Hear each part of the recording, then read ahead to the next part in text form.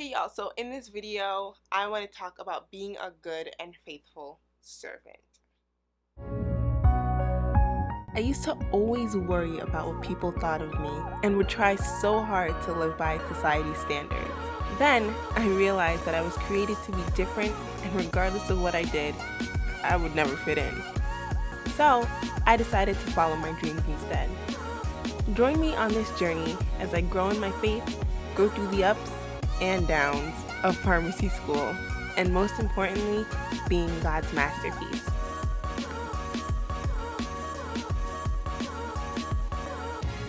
So in my previous videos, I talked about how I wanted to be more involved in my church and I wanted to serve more, just like navigating in this whole world of just serving and, you know, being more involved in my church and being in leadership and all these different things and what that actually looks like. And so I was like, gotta take it to the word. And so when I was kind of just doing some research in the Bible, I was looking for a story to kind of have that encouragement and kind of understand like what does serving look like.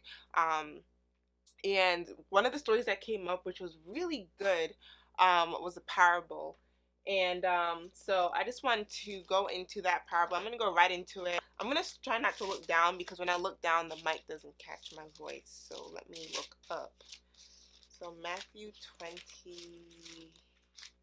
Oh my gosh, I'm in Mark. So I'm like, where's 25? Alright, so this parable is in Matthew 25, and it is the parable of the three servants. This was really good, and I'm just gonna read it all throughout instead of reading it in breaks because it makes more sense when you just read it thoroughly. So I'm just going to read it. You can read along with me. I'll also have it here on the screen. So this is in Matthew 25 verse 14 through to 30. Okay? So, again, the kingdom of heaven can be illustrated by the story of a man going on a long trip. He called together his servants and entrusted his money to them while he was gone. He gave 5 bags of silver to one, 2 bags of silver to another, and 1 bag of silver to the last, dividing it in proportion to their abilities. He then left on his trip. The servant who received the 5 bags of silver began to invest the money and earned 5 more. The servant with 2 bags of silver also went to work and earned 2 more. But the servant who received the 1 bag of silver dug a hole in the ground and hid the master's money. After a long time, their master returned from his trip and called them to give an account of how they had used his money. The servant to whom he had entrusted the 5 bags of silver came forward with 5 more and said, "Master, you gave me 5 bags of silver to invest, and I have earned 5 more." The master was full of praise. "Well done, my good and faithful servant. You have been faithful in handling this small amount, so now I will give you many more responsibilities. Let's celebrate together." The servant who had received the 2 bags of silver came forward and said, "Master, you gave me 2 bags of silver to invest, and I have earned 2 more." The master said, "Well done, my good and faithful servant. You have been faithful in handling this small amount, so now I will give you many more responsibilities. Let's celebrate." You ever like read and you like get animated because you can actually like picture it in your head? No, that's just me when I read the Bible. Just me. Okay. The servant with 1 bag of silver came and said, "Master, I knew you were a harsh man, harvesting crops you didn't plant and gathering crops you didn't cultivate. I was afraid I would lose your money, so I hid it in the earth. Look, here is your money back." But the master replied, "You wicked and lazy servant. If you knew I harvested crops I didn't plant and gathered crops I didn't cultivate, why didn't you deposit my money in the bank? At least you could have gotten some interest on it." Then he ordered, "Take the money from the servant and give it to the one with the 10 bags of silver. To those who use well what they are given, even more will be given, and they will have an abundance. But those who do nothing, even what little they have will be taken away. Now throw the useless servant into outer darkness where there will be weeping and gnashing of teeth." Yikes. So when I was going into this video, I wanted to talk about, are you a good and faithful servant? So a lot of times we might think that we want to serve in a certain area that we're comfortable in because we already know it, we already know we got it, and it's going to be easy. But what if God doesn't want it to be easy, but instead He wants you to grow, expand, cultivate, and be able to encourage other people that He knows that you have the ability to do? Yeah, you're good at this one thing, but maybe you need to grow in this area of community. Maybe you need to grow in this area of learning how to interact with other people in a loving way, of learning how to build friendships, godly friendships, and relationships. One of the things that I wanted to point out is that in this parable, it was mentioned, you have been faithful in handling the small amount, so now I'll give you more responsibilities. A lot of times when we get serving opportunities, it's not about how big or how small that opportunity is. It's not about the title. It's not about what other people are seeing. But a lot of times, God just wants to see your heart. Even though that task might be small and it might be like, oh, this is easy. I can do that. But I want to be doing the other thing that other person is doing.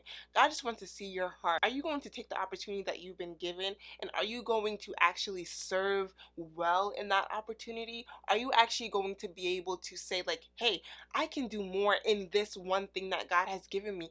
Let me multiply it. Let me expand on it. Let me grow.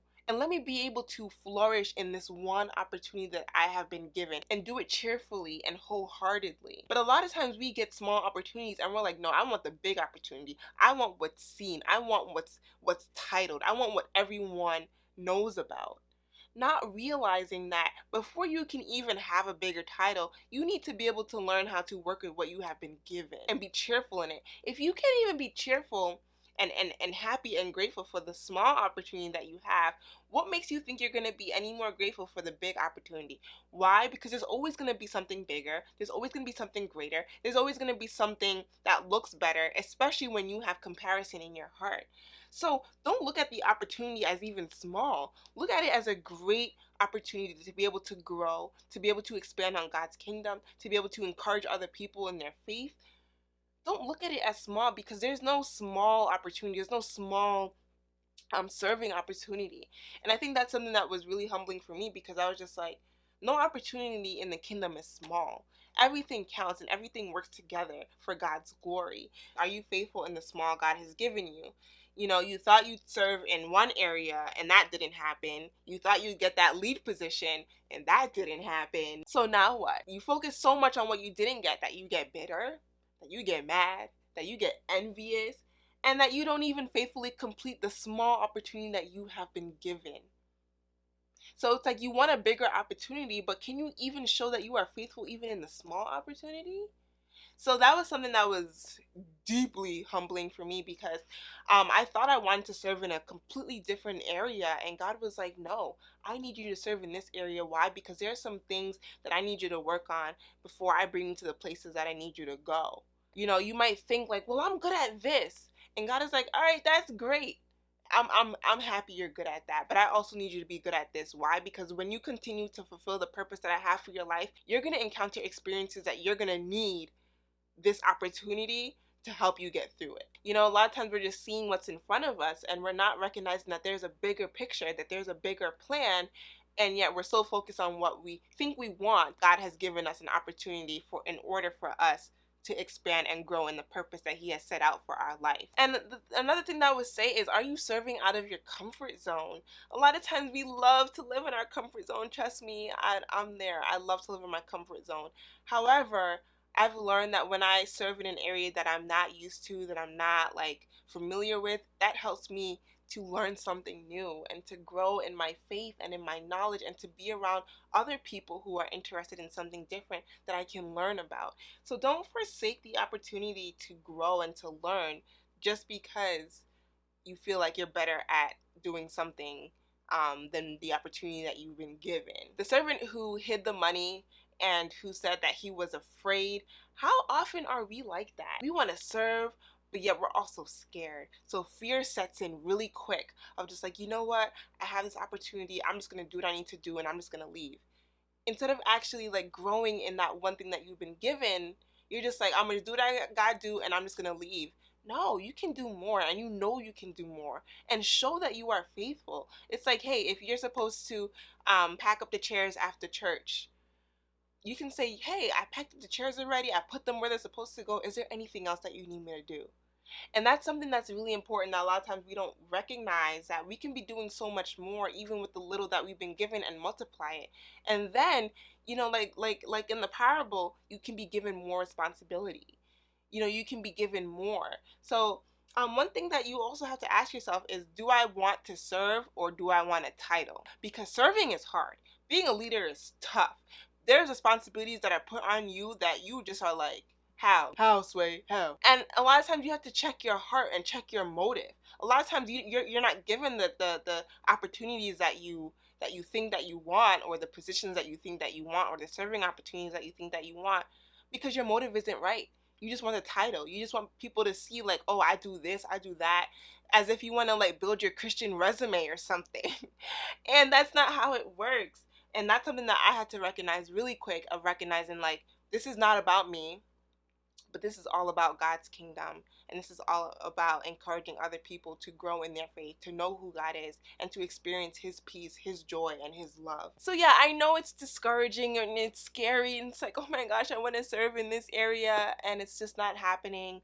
But I want to encourage you that wherever you are serving, be a good and faithful servant. That is going to take you very far, and not even in as far as like title or leadership, but as far as like growing in your faith, encouraging other people. So do not take any opportunity that you get for granted, but recognize that God has you there for a reason, to learn and to grow, and you best believe that that will happen. So don't be scared.